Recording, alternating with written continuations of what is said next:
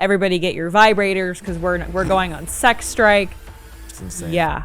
When I hear these things, I'm just like, what the heck? Like, because we talk about other cultures, other countries that don't have these problems, or if they do, it's extremely minimal, right?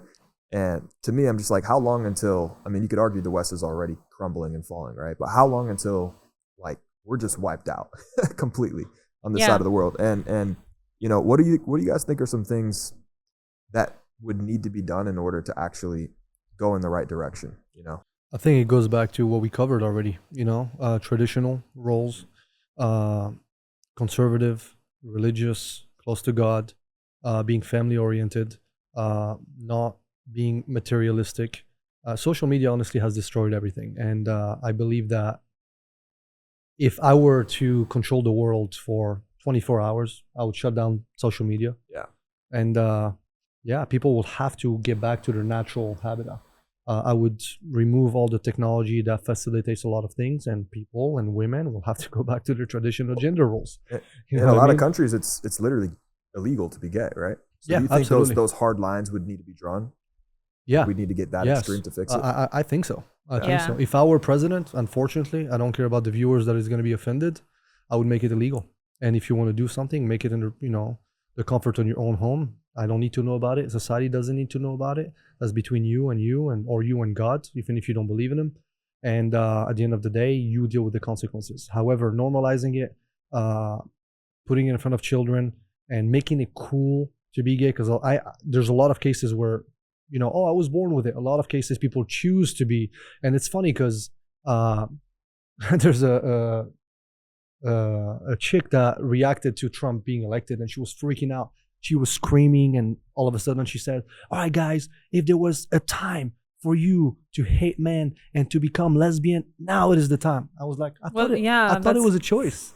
I thought it was a choice. It's a decision now? That makes sense. Well, that too. Did you guys see, like, right after Trump won, the 4B movement started, where they were shaving their heads and saying that they weren't going to have sex with men, period? I have not seen that.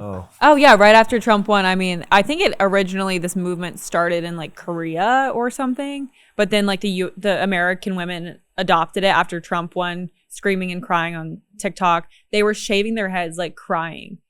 Like, what kind of crazy? That is mental illness. Yeah, exactly. So they're like, we're going to become ugly. We're not going to wear makeup. We're going to shave our heads and say that, we're no longer going to have sex with men. Everybody get your vibrators because we're going on sex strike.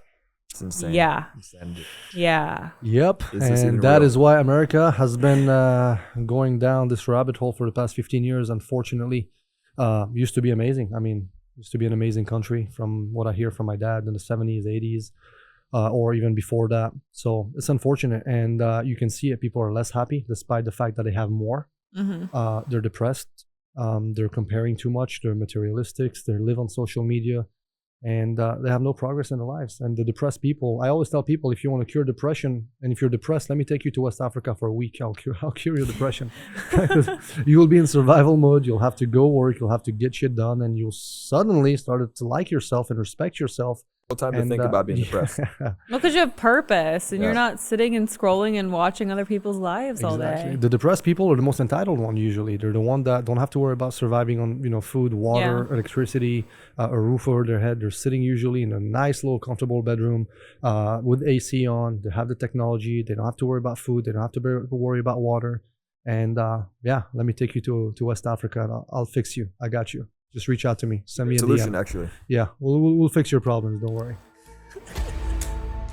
I love it. Ali's boot camp. That would be what that is.